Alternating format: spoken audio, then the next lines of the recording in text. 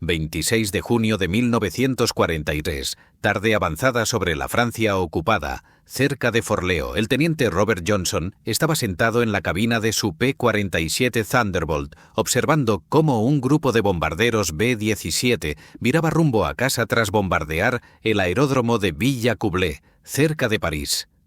Johnson tenía 23 años. Llevaba 2 meses en combate. Un derribo confirmado a su nombre, conseguido 13 días antes sobre los Países Bajos. Hoy iba a descubrir si el avión que pilotaba, un aparato del que muchos dudaban, podía mantenerlo con vida cuando se le exigiera más allá de cualquier límite razonable. El P-47 Thunderbolt era el caza monomotor más grande jamás construido por ninguna nación. 10.000 libras en vacío, 17.500 libras cargado al máximo, impulsado por un colosal motor radial Pratt & Whitney R2800 Double Wasp de 2.000 caballos, armado con 8 ametralladoras Browning calibre .50, rápido en línea recta, letal a gran altitud, absolutamente brutal en picado. Pero el P-47 tenía un problema grave que estaba costando la vida a pilotos estadounidenses. No podía girar con los cazas alemanes. El Focke-Wulf 190 y el Messerschmitt Bf-109 eran más ligeros, más ágiles. Podían ejecutar giros horizontales cerrados que el enorme Thunderbolt simplemente no podía igualar. En un combate de giros sostenidos a media altitud, el P-47 estaba en desventaja. Contra pilotos alemanes experimentados, esa desventaja podía ser mortal. La doctrina estadounidense decía que los pilotos de Thunderbolt nunca debían girar con los cazas alemanes, nunca intentar superarlos en maniobrabilidad, usar la velocidad, usar la altitud, picar, disparar, ascender, atacar y huir, no dejarse atrapar en un combate de giros. Johnson había intentado seguir esa doctrina desde su primera misión de combate el 18 de abril de 1943. A veces funcionaba, a veces no. Los pilotos alemanes eran veteranos. Sabían cómo atraer a los estadounidenses a posiciones desfavorables. Conocían las debilidades del Thunderbolt. La octava Fuerza Aérea llevaba perdiendo pilotos de P-47 desde que el avión entró en combate en marzo.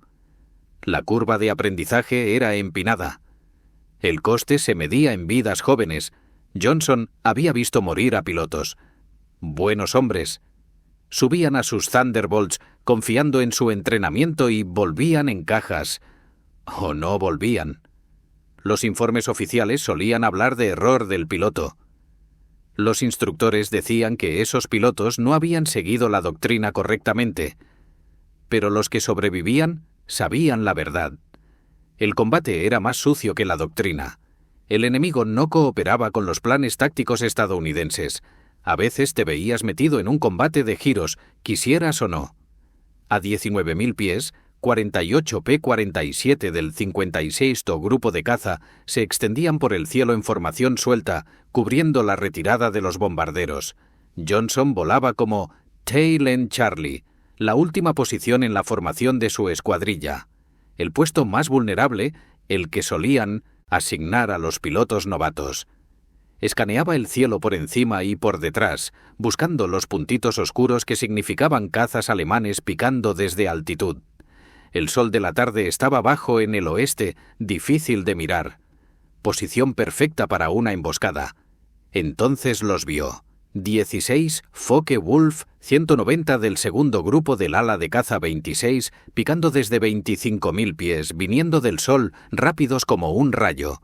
Johnson pulsó la radio para avisar a su líder de vuelo. Antes de que pudiera terminar la transmisión, el primer FW-190 abrió fuego. Obuses de 20 milímetros desgarraron el P-47 de Johnson. La cúpula saltó hecha añicos. Fragmentos de cristal y plexiglás llenaron la cabina. Fluido hidráulico le salpicó la cara, quemándole los ojos. Una bala de 7,90 milímetros le rozó la nariz, destrozó la máscara de oxígeno. Otra le alcanzó la pierna derecha. El proyectil se partió al entrar justo bajo la piel. El fuego estalló en la cabina. El P-47 se precipitó en un spin invertido. Johnson no veía a través del fluido hidráulico. No podía respirar sin la máscara de oxígeno a 19.000 pies. No podía controlar el avión con el sistema hidráulico destruido. El enorme caza caía girando como un ladrillo lanzado desde un tejado. Intentó saltar. Apoyó los pies en el marco de la cabina y tiró de la cúpula con ambas manos. No se movía. El sistema hidráulico que normalmente la deslizaba hacia atrás estaba completamente destruido. Estaba atrapado en un caza en llamas y girando sin salida posible. El fuego ardía más fuerte. El metal gemía bajo la tensión. El motor chillaba a régimen excesivo. Johnson pensó en su esposa Bárbara, allá en Estados Unidos. Se resignó a morir. Dejó de luchar. Esperó el impacto. Y entonces, de alguna manera, el fuego se apagó. Sin oxígeno a alta velocidad en el giro, se extinguió solo. Johnson pisó el timón izquierdo, tiró del stick hacia atrás. El morro del P-47 subió. El giro cesó. Volaba nivelado a 8.000 pies, medio ciego por el fluido hidráulico, sangrando por la nariz y la pierna, sin presión hidráulica, sin oxígeno y sin saber cuán grave era el daño real de su avión. Apuntó el maltrecho caza hacia Inglaterra y abrió gas a fondo. El motor Pratt & Whitney, a pesar de todo, seguía funcionando, seguía dando potencia. Entonces vio al Focke-Wulf colocarse a su lado. El piloto alemán volaba en formación a su ala izquierda, tan cerca que Johnson lo veía claramente a través de la cúpula manchada de aceite. El alemán miró al caza estadounidense hecho trizas, miró a Johnson. Parecía sorprendido de que el Thunderbolt aún volara. Luego se colocó detrás y volvió a abrir fuego. Cientos de balas de 7,98 martillearon el P-47 de Johnson. El alemán había gastado la munición de cañón de 20 mm en el ataque inicial. Solo le quedaban las 2 ametralladoras montadas en el capó. Pero a corta distancia, incluso las ametralladoras eran mortales. Johnson se agachó detrás del respaldo, blindado de su asiento, la única protección que le quedaba. El ruido era insoportable. Metal gritando, balas perforando aluminio, olor a cordita y aceite quemado llenando la cabina.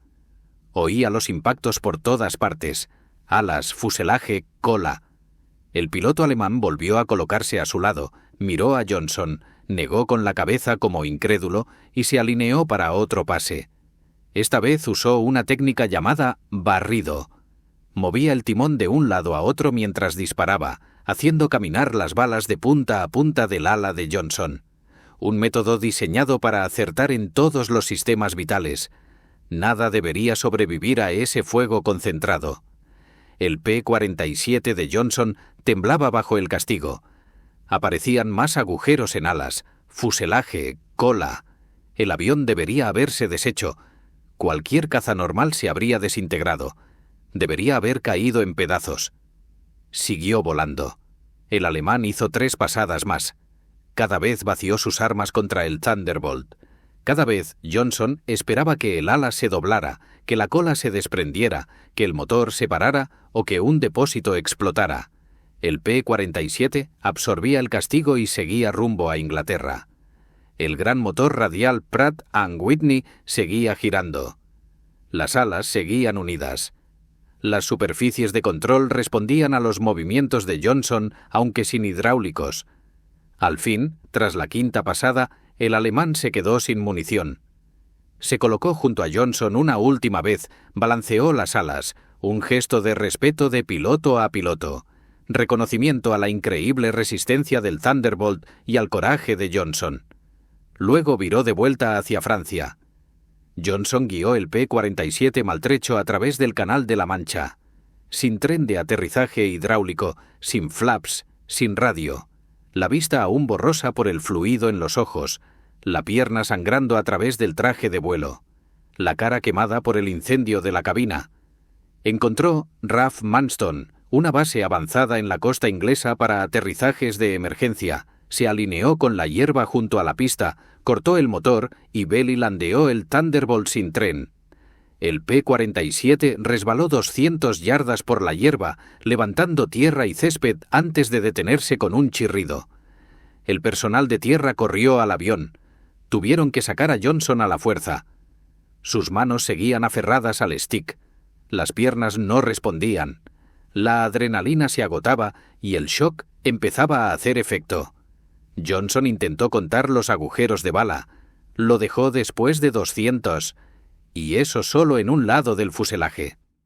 El personal encontró 21 impactos de cañón de 20 metros y más de 200 de ametralladora. Todas las superficies estaban dañadas. El avión era pérdida total, pero había traído a Johnson a casa con vida. Lo que ni Johnson ni nadie comprendió en ese momento fue que este incidente se convertiría en leyenda.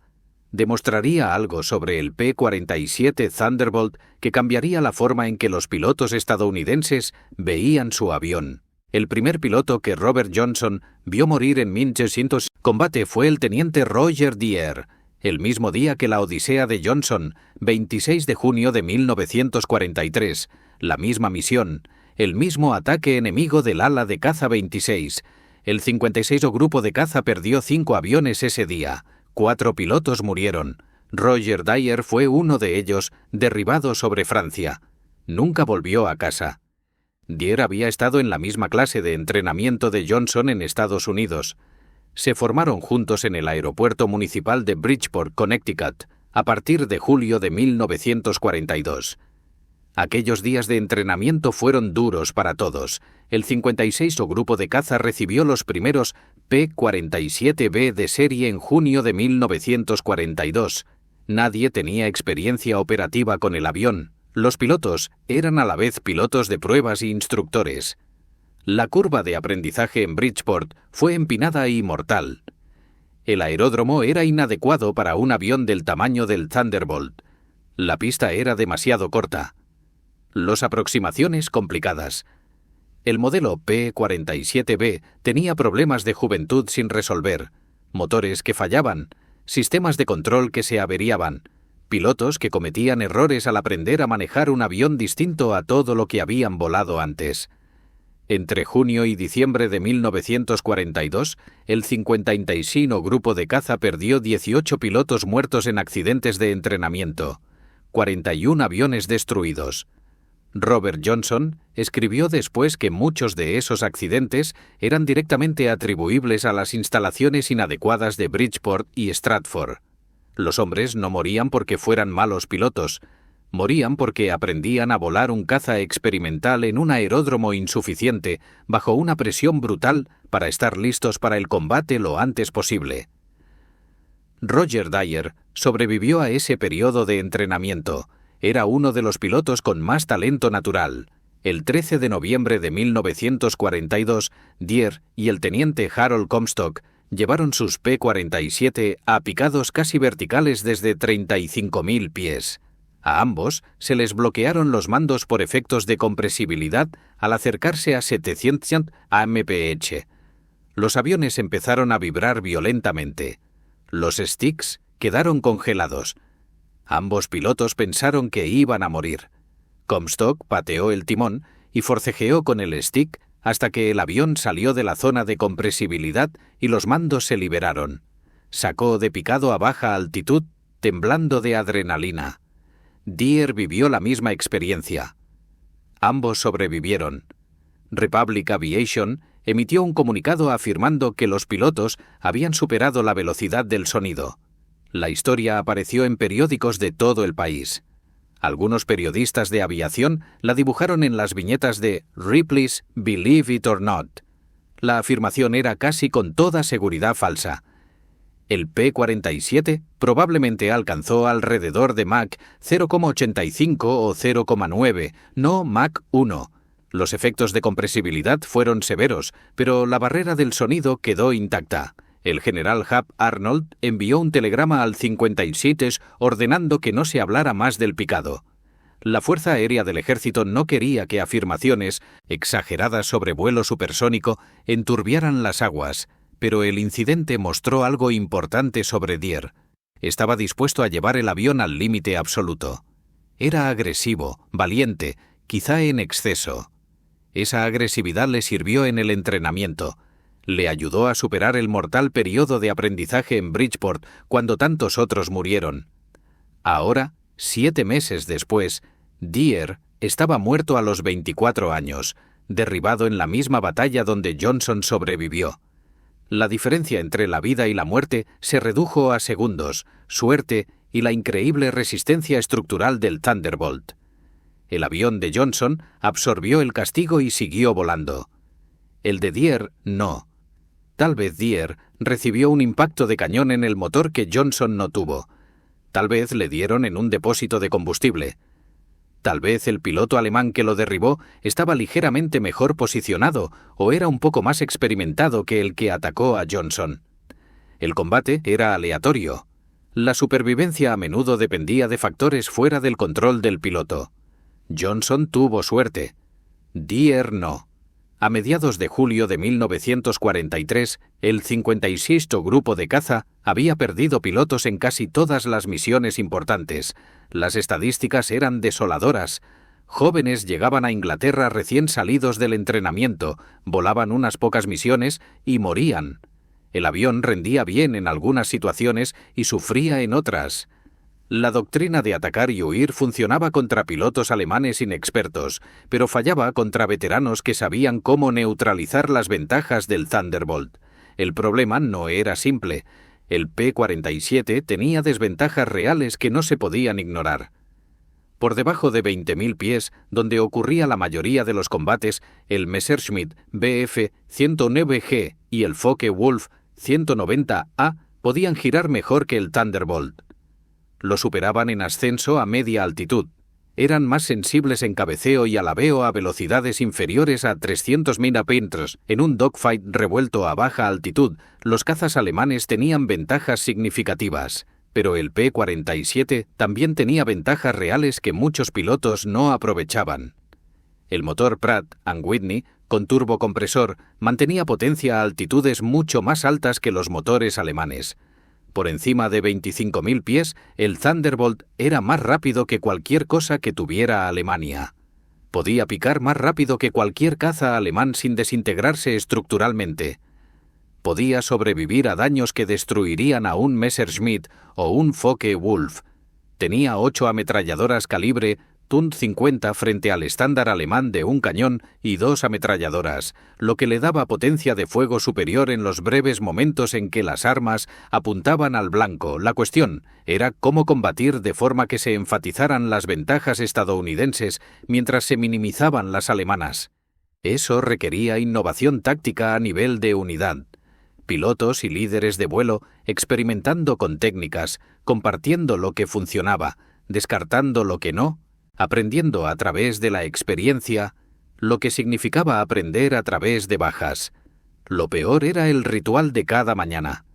Al amanecer, los pilotos caminaban hacia la línea de vuelo. Hacían comprobaciones prevuelo en sus aviones asignados.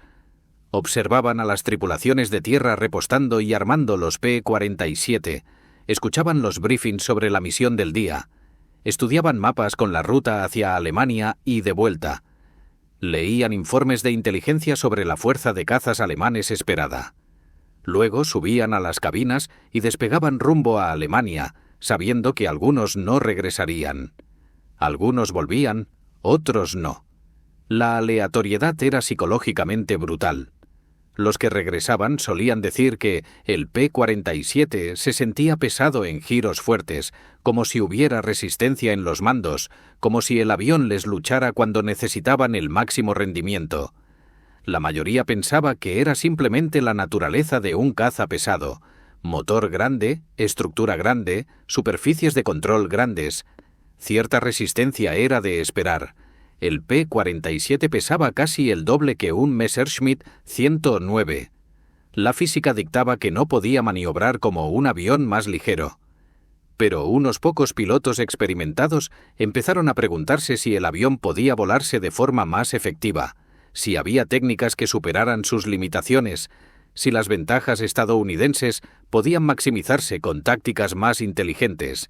El teniente coronel Hubert Semke, comandante del 56º Grupo de Caza, era uno de esos pilotos que cuestionaba la sabiduría convencional. Semke tenía 30 años en 1943, más que la mayoría de los pilotos de caza.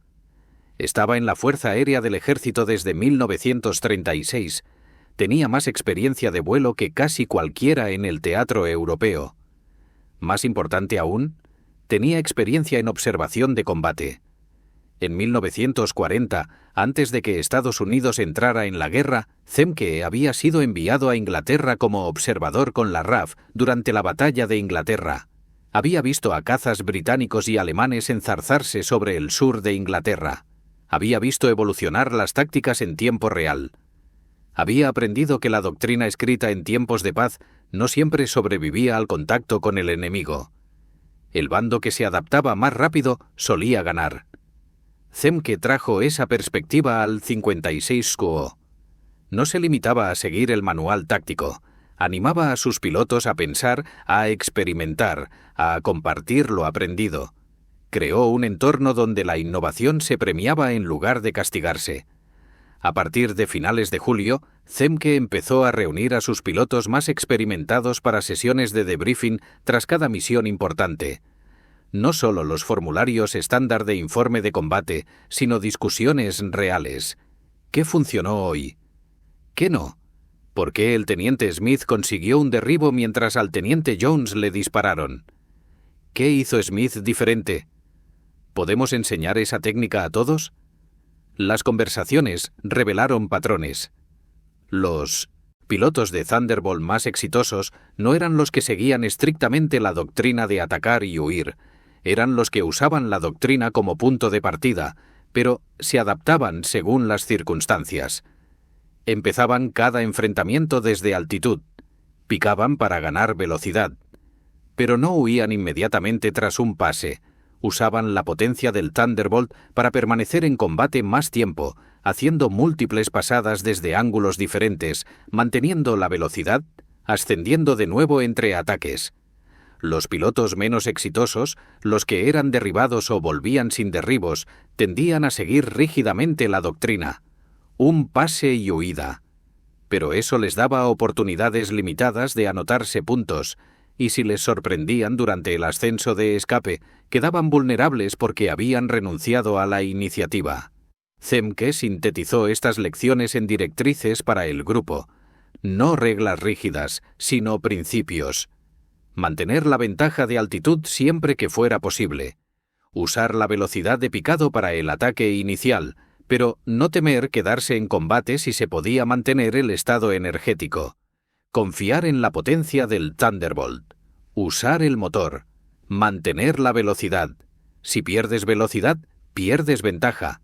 Así que, desengánchate y asciende de nuevo. Era sutil. La doctrina oficial no cambió, pero la interpretación se volvió más flexible, más adaptativa. Los resultados empezaron a reflejarse en los informes de combate. El 10 de agosto de 1943, el capitán Gerald Johnson fue ascendido y puesto al mando de un vuelo en el 60º Escuadrón de Caza. Johnson era un piloto experimentado con varios derribos en su haber. Era exactamente el tipo de piloto agresivo y pensante que Zemke quería liderando formaciones. En las semanas siguientes, Gerald Johnson y otros líderes de vuelo empezaron a demostrar de qué era capaz el P-47 cuando se volaba con agresividad. Permanecían en combate más tiempo. Usaban la potencia del Thunderbolt para revertir situaciones que deberían haber sido desesperadas. Ascendían cuando la doctrina decía picar. Giraban cuando la doctrina decía huir. Y empezaron a conseguir derribos a un ritmo mayor. Para septiembre, la ratio de derribos del 56º Grupo de Caza mejoraba notablemente. El grupo estaba aprendiendo. Los pilotos sobrevivían más tiempo. La experiencia se acumulaba. Se desarrollaban nuevas tácticas mediante prueba y error en combate real. El 4 de octubre de 1943, el 51º voló su primera misión a Frankfurt, Alemania. La misión de escolta más larga intentada hasta entonces por Thunderbolts. Requería una gestión cuidadosa del combustible y llevaba al P-47 al límite de su radio de combate. Pero la misión tuvo éxito. Los bombarderos alcanzaron sus objetivos. Los cazas se enfrentaron a interceptores alemanes. El grupo volvió con múltiples derribos y pérdidas aceptables. Era prueba de que el P-47 podía hacer el trabajo para el que fue diseñado. Luego, el 8 de octubre de 1943, Robert Johnson consiguió su quinto derribo confirmado. La víctima fue el Oberst Hans Philipp, comandante del ala de caza 1. Philipp tenía 206 victorias aéreas, la mayoría logradas en el frente oriental contra aviones soviéticos. Era uno de los ases alemanes más destacados. El vuelo de Johnson se encontró con la formación de Philipp cerca de Hardenberg, en los Países Bajos. Los alemanes atacaban bombarderos B-17 cerca de Bremen. Johnson picó sobre la formación alemana desde altitud, seleccionó un Focke-Wulf y abrió fuego. El caza alemán explotó. Philipp pudo haber estado en esa explosión o haber sido alcanzado por fuego defensivo de los bombarderos o por otros P-47 en el combate. La secuencia exacta no está completamente clara en los registros. Lo que sí está claro es que Philipp saltó a altitud extremadamente baja, unos 50 metros, y su paracaídas no se desplegó por completo. Murió al impactar. Johnson no supo hasta 50 años después que el piloto alemán al que había matado ese día era uno de los principales ases de la Luftwaffe. En ese momento era solo otra misión de combate, otro blanco destruido, otro día de supervivencia. Pero el simbolismo era importante. Un as alemán experimentado volando un caza supuestamente superior en giros, derribado por un piloto estadounidense en un pesado Thunderbolt. Demostraba que la habilidad del piloto y las tácticas importaban más que el rendimiento puro del avión. A finales de 1943, algo fundamental había cambiado en la guerra aérea sobre Europa. Los pilotos estadounidenses aprendían más rápido de lo que los alemanes podían adaptarse. Las debilidades del P-47 se minimizaban mediante mejores tácticas. Sus fortalezas se explotaban con mayor efectividad. La perspectiva alemana sobre este cambio es reveladora. Los informes de combate de la Luftwaffe de octubre y noviembre de 1943 muestran una frustración creciente. Los pilotos alemanes señalaban que los pilotos de Thunderbolt estadounidenses combatían de forma diferente a como lo hacían en primavera y verano. Permanecían en los enfrentamientos más tiempo. Usaban maniobras verticales con mayor efectividad. Eran más difíciles de sacudirse una vez que se comprometían en un ataque. Parte del problema alemán era estratégico. A finales de 1943, la Luftwaffe estaba siendo desgastada por el desgaste. Perdían pilotos experimentados más rápido de lo que el entrenamiento podía reemplazarlos. Los pilotos derribados eran veteranos con cientos de horas de combate. Los que los sustituían solían ser recién salidos del entrenamiento con experiencia mínima. Esa brecha de experiencia se notaba en la efectividad en combate. Los estadounidenses tenían resuelto el problema contrario.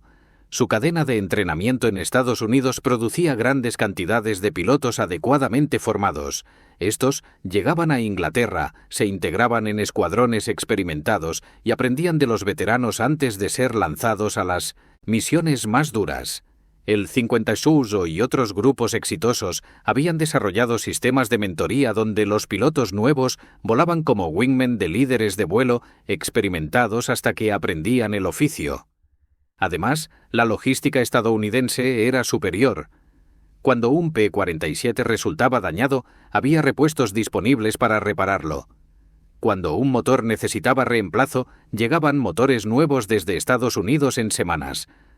Cuando un piloto era derribado sobre territorio amigo, podía volver a su unidad en días. Los alemanes no tenían ninguna de estas ventajas. A finales de 1943, el Thunderbolt aún no podía girar con un Focke-Wulf 190 o un Messerschmitt 109 en un combate de giros nivelados a baja altitud. Eso no había cambiado. La física de la carga alar y la relación potencia-peso no había cambiado. Lo que cambió fue que los pilotos estadounidenses dejaron de librar ese combate. Se negaron a pelear en los términos alemanes. Usaban la altitud. Usaban la velocidad de picado. Usaban la increíble resistencia estructural del Thunderbolt para tirar de maniobras de altos G que habrían destrozado a un caza alemán. Usaban el fiable motor Pratt & Whitney para volver a ganar altitud después de cada enfrentamiento. Usaban el trabajo en equipo, con los wingmen cubriéndose mutuamente, haciendo más difícil que los pilotos alemanes aislaran y mataran a estadounidenses individuales. Y lo más importante, aprendieron que el P-47 podía recibir daños y seguir luchando. Eso creó una ventaja psicológica. Los pilotos estadounidenses sabían que podían encajar impactos y aún así volver a casa. Robert Johnson lo había demostrado el 26 de junio. Otros pilotos tuvieron experiencias similares, acribillados a balazos, pero regresando porque el Thunderbolt era lo bastante duro para sobrevivir. Esa confianza se tradujo en tácticas más agresivas. Los pilotos estaban dispuestos a presionar ataques, a quedarse más tiempo en combate porque confiaban en que su avión aguantaría. Los pilotos alemanes, por el contrario, veían cómo sus supuestamente superiores cazas eran derribados por los brutales Thunderbolts estadounidenses. El impacto psicológico era real. La confianza se erosionaba, la cautela aumentaba, y la cautela en combate de cazas suele llevar a la derrota. El avance no fue tecnológico.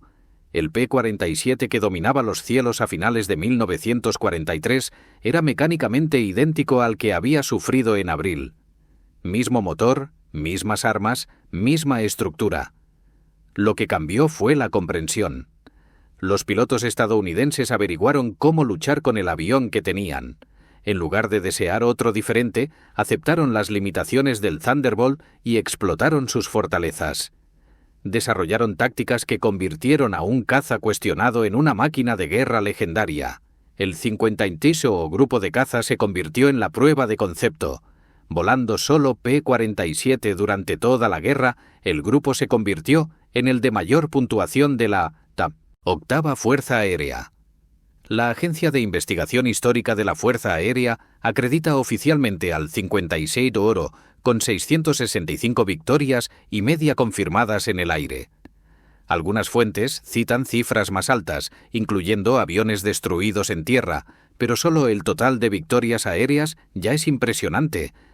17 pilotos del 52 se convirtieron en ases, 3 en ases dobles. El coronel Francis Gabreski consiguió 28 derribos volando Thunderbolts, Robert Johnson, 27, el mayor David Schilling, 22,5, todos logrados en el supuesto P-47 inferior, el avión al que al principio los pilotos llamaban la jarra, a veces de forma despectiva comparándolo con una jarra de leche, se convirtió en motivo de orgullo. Los pilotos de Thunderbolt amaban su avión, confiaban en él. Sabían que los traería de vuelta a casa aunque estuviera lleno de agujeros.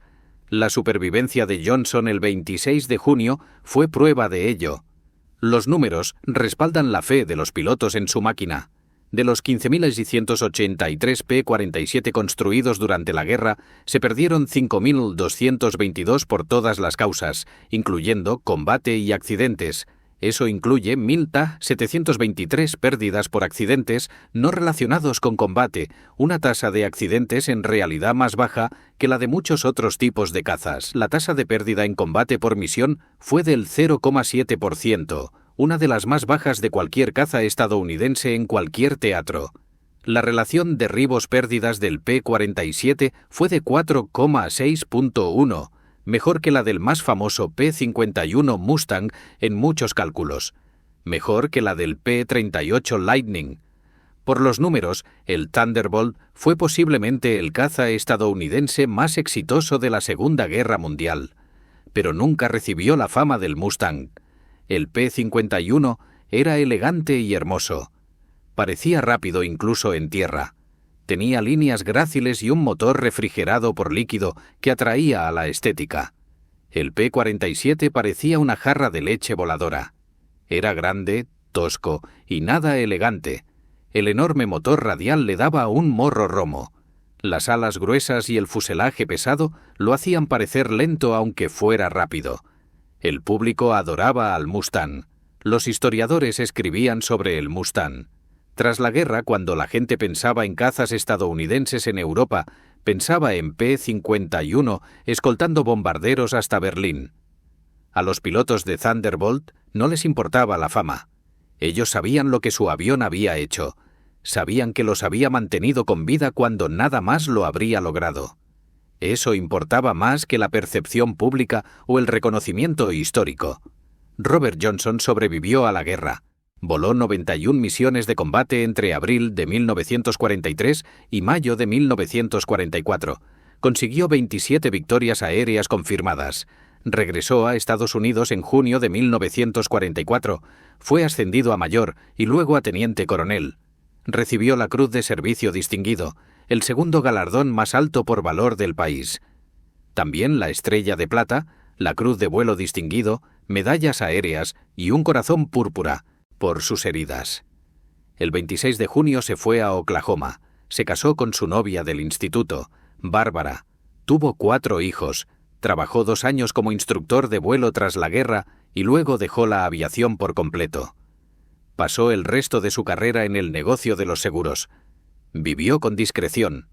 No buscó publicidad. No pasó su vida hablando de la guerra, pero nunca olvidó el 26 de junio de 1943, el día en que su P-47 Thunderbolt recibió 21 impactos de cañón y más de 200 de ametralladora y siguió volando. El día en que debería haber muerto, pero no lo hizo. Durante años, Johnson creyó que el piloto alemán que lo había acribillado era el teniente coronel Egon Mayer, uno de los principales ases de la Luftwaffe. La historia se convirtió en parte de la leyenda. Algunas versiones incluso afirmaban que Johnson llamó a la familia de Mayer tras la guerra para expresar respeto por la habilidad y el honor de su padre. Pero la investigación histórica moderna sugiere que la atribución a Egon Mayer es probablemente incorrecta. Los registros de combate alemanes no muestran ninguna reclamación de victoria presentada por Mayer el 26 de junio. Su unidad estaba en otro lugar. En realidad, ese día estaba entre mandos. Acababa de dejar el control de un grupo y aún no había asumido oficialmente otro. El ataque a Johnson lo llevó a cabo el segundo grupo del ala de caza 26, no la unidad de Mayer. La verdad es que la identidad del piloto alemán que disparó a Johnson sigue siendo desconocida. Los historiadores de aviación han revisado archivos alemanes y no han encontrado respuesta definitiva. El piloto que mostró a Johnson un respeto tan profesional que balanceó las alas en saludo antes de irse permanece anónimo. Lo que importa no es el nombre del piloto alemán, sino lo que demostró el incidente.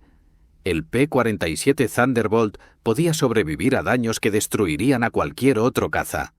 Eso no era marketing, no era propaganda, era un hecho probado, documentado en fotografías del maltrecho avión de Johnson y confirmado por la propia supervivencia de Johnson. Egon Mayer sí logró un éxito notable como piloto de caza. Consiguió 102 victorias aéreas. Fue el primer piloto de la Luftwaffe en alcanzar 100 derribos exclusivamente en el frente occidental, contra aviones estadounidenses y británicos. Murió en acción el 2 de marzo de 1944, derribado cerca de Montmédy, Francia, posiblemente por el teniente Walter Gresham del 358 Escuadrón de Caza, volando un P-47 Thunderbolt. Mayer tenía 26 años. El teniente coronel Hubert Zemke, que comandó el 50º Grupo de Caza y desarrolló muchas de las tácticas que hicieron efectivo al Thunderbolt, también sobrevivió a la guerra. Voló 166 misiones de combate.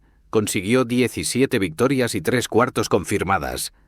Fue derribado el 30 de octubre de 1944, no por fuego enemigo sino por el clima. Zemke voló dentro de una tormenta severa y su avión se desintegró. Saltó y se convirtió en prisionero de guerra. Pasó los últimos meses de la guerra en Stalag Luftprimi. Tras la guerra, Zemke se quedó en la Fuerza Aérea. Voló reactores en Corea. Comandó alas de caza. Se retiró como coronel en 1966. Pasó sus años de jubilación hablando en eventos de historia militar, escribiendo artículos, dando entrevistas. Siempre se aseguraba de que la gente entendiera la verdad sobre el P-47 Thunderbolt. Zemke repetía el mismo punto en cada discurso y entrevista. El P-47 no estaba infravalorado porque la gente no lo conociera. Estaba infravalorado porque no entendían lo que lo hacía especial. Miraban al Thunderbolt y veían un caza grande, pesado, torpe, que no podía hacer dogfight con aviones alemanes.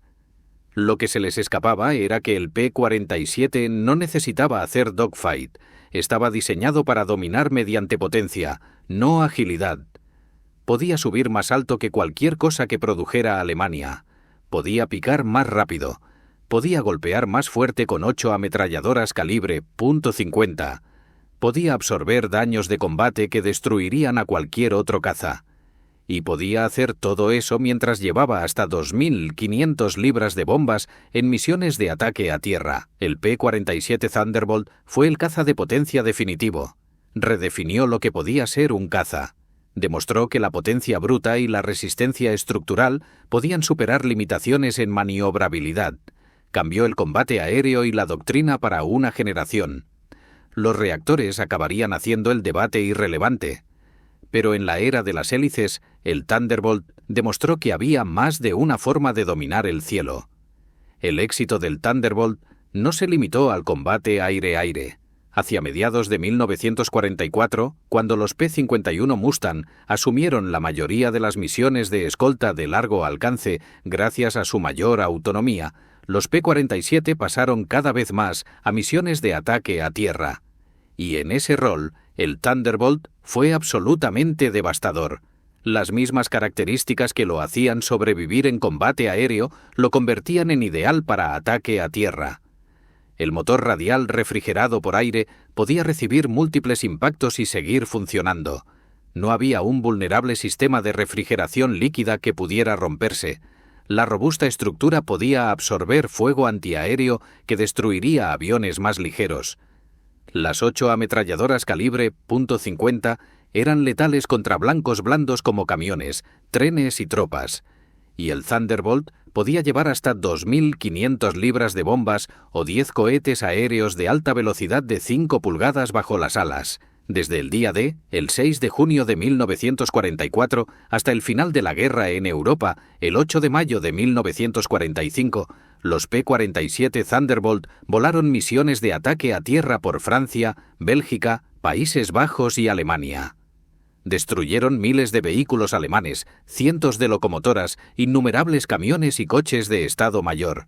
Atacaban tropas alemanas al descubierto, fortificaciones alemanas, depósitos de suministros alemanes, aeródromos alemanes. Las cifras son impresionantes.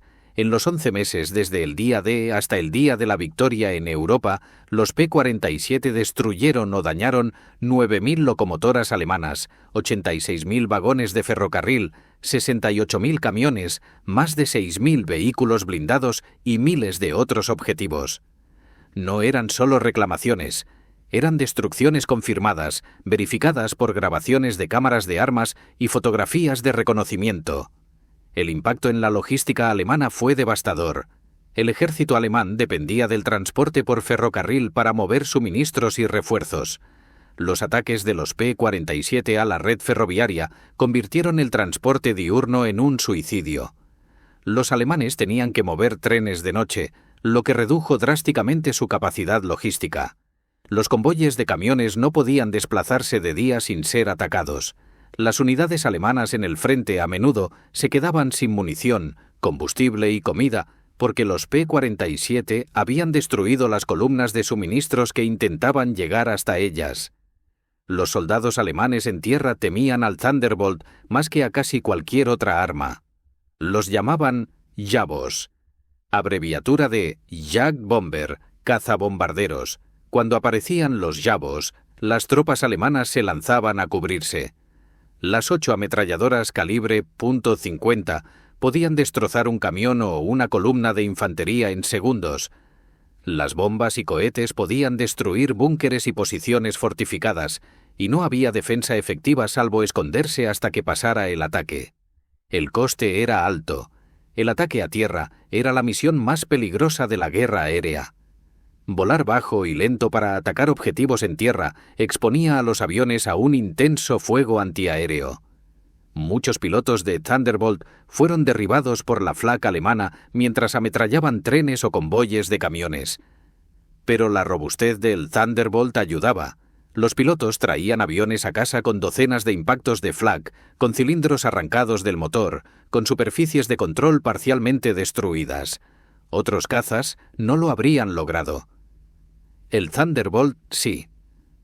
La misión de ataque a tierra se convirtió en el rol definitorio del Thunderbolt en el último año de la guerra. Mientras los Mustang escoltaban bombarderos hasta Berlín, los Thunderbolts recorrían la Europa ocupada destruyendo todo lo alemán que se moviera.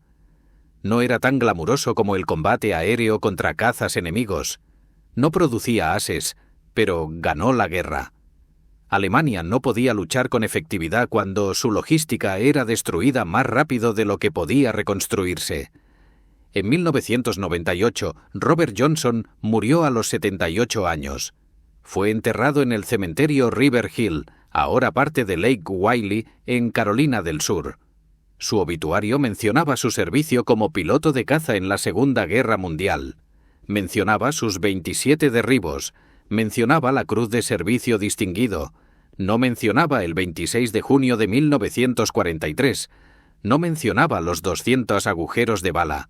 No mencionaba que había demostrado que el P-47 Thunderbolt podía recibir un castigo que destruiría a cualquier otro avión. Y aún así, volver a casa. En el Museo Nacional de la Fuerza Aérea de Estados Unidos, en Dayton, Ohio, hay un P-47 Thunderbolt en exhibición. Es un modelo D, número de serie 4549267, apodado Econzakunke 5 Pint.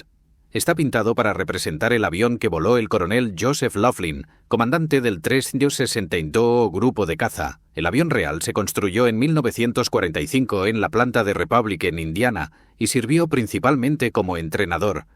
Más tarde fue transferido al museo y restaurado por Republic Aviation para el 20º aniversario del primer vuelo del Thunderbolt. La placa junto al avión les dice a los visitantes que fue uno de los cazas estadounidenses más producidos de la Segunda Guerra Mundial. Se construyeron 15.683. El avión tenía 8 ametralladoras calibre .50 y podía llevar 2.500 libras de bombas. Los P-47 destruyeron más de 7.000 aviones enemigos durante la guerra, más de la mitad en combate aire-aire. Lo que la placa no transmite del todo es por qué triunfó el Thunderbolt.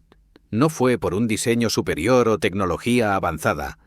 Los cazas alemanes eran más avanzados en muchos aspectos. El Focke-Wulf 190D y el Messerschmitt 109G eran, en teoría, mejores aviones.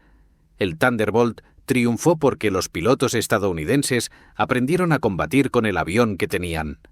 Aceptaron sus limitaciones, explotaron sus fortalezas, desarrollaron tácticas que neutralizaban las ventajas enemigas, se mantuvieron agresivos, se mantuvieron confiados, confiaban en que su avión los traería de vuelta a casa. Así es como ocurre realmente la innovación en la guerra. No mediante avances de ingeniería o superioridad tecnológica, aunque ayudan, sino a través de pilotos y comandantes que ven lo que tienen, entienden sus capacidades y averiguan cómo usarlo mejor de lo que el enemigo espera. A través de mecánicos que mantenían los motores en marcha y las armas disparando. A través de un entrenamiento que producía pilotos hábiles más rápido de lo que el enemigo podía reemplazar sus pérdidas. El P-47 Thunderbolt nunca fue el caza más ágil, nunca fue el más rápido a baja altitud, nunca fue el más bonito, pero fue uno de los cazas estadounidenses más efectivos de la Segunda Guerra Mundial, no porque fuera perfecto, sino porque las personas que lo volaban y lo mantenían lo hicieron funcionar. Los hombres del 56 Grupo de Caza lo demostraron. Robert Johnson lo demostró el 26 de junio de 1943, cuando trajo a casa un avión que no tenía por qué seguir volando. Zemke lo demostró a lo largo de 3 años de liderazgo en combate que convirtió la teoría táctica en práctica en el campo de batalla. Francis Gabreski lo demostró con 28 derribos y la capacidad de llevar al Thunderbolt al límite y sobrevivir. Cientos de otros pilotos lo demostraron cada día al subir a sus Thunderbolts y volar hacia territorio hostil. Volaban la jarra. Confiaban en la jarra. Volvían a casa en la jarra. y por eso el P-47 Thunderbolt, a pesar de no alcanzar nunca la fama del Mustang, merece ser recordado como uno de los grandes cazas de la Segunda Guerra Mundial. No el más famoso, pero quizá el más fiel. Trajo a sus pilotos a casa. El legado del P-47 se extendió más allá de la Segunda Guerra Mundial. Tras la guerra, muchos países compraron Thunderbolts sobrantes. El avión sirvió en fuerzas aéreas de Perú, Brasil, Chile, Bolivia, Colombia, Ecuador, Venezuela, China, Irán, Turquía, Portugal, Francia y Yugoslavia. Algunos siguieron en servicio hasta los años 50 e incluso principios de los 60 en fuerzas aéreas sudamericanas. La robustez y fiabilidad que lo hicieron efectivo en la guerra lo convirtieron en valioso para naciones más pequeñas que no podían permitirse cazas a reacción más nuevos. En Estados Unidos, el diseño del P-47 influyó en el desarrollo de aviones de posguerra. Republic Aviation, la empresa que construyó el Thunderbolt, pasó a diseñar el F-84 Thunderjet, uno de los primeros cazas de reacción estadounidenses exitosos. El F-84 heredó la filosofía del Thunderbolt: grande, robusto, fuertemente armado, priorizando supervivencia y potencia de fuego sobre maniobrabilidad pura. Esa filosofía de diseño continuó con el F-105 Thunder Chief en los años 60. La lección del Thunderbolt fue que hay más de una forma de diseñar un caza exitoso. No tienes que construir el avión más ligero y maniobrable. Puedes construir un avión grande, potente y duro, y hacerlo funcionar con tácticas adecuadas y entrenamiento de pilotos. Esa lección se ha vuelto a aprender varias veces en la historia de la aviación. El F-4 Phantom en Vietnam, el F-15 Eagle, el A-10 Warthog, todos siguieron la filosofía del Thunderbolt de diferentes maneras. El Thunderbolt también enseñó la importancia del entrenamiento de pilotos y el desarrollo táctico. El avión que sufrió en abril de 1943 era mecánicamente idéntico al que dominó en diciembre de 1943. La diferencia fue la habilidad de los pilotos y las tácticas. Esa lección va más allá de la aviación. El mejor equipo del mundo es inútil sin personas que sepan usarlo con efectividad. El entrenamiento importa, la experiencia importa, el liderazgo importa. El 56º Grupo de Caza triunfó no solo porque tenía buenos aviones, sino porque tenía líderes como Zemke que fomentaron la innovación y el aprendizaje. Si esta historia te ha parecido conmovedora, dale like al vídeo. Nos ayuda a compartir más historias olvidadas de la Segunda Guerra Mundial. Suscríbete para mantenerte conectado con estas historias no contadas. Cada una importa. Cada una merece ser recordada. Deja un comentario abajo diciéndonos desde dónde nos ves. Nuestra comunidad abarca el mundo entero, desde Texas hasta Tasmania. Desde veteranos hasta entusiastas de la historia. Formas parte de algo especial aquí. Gracias por ver y gracias por mantener vivas estas historias.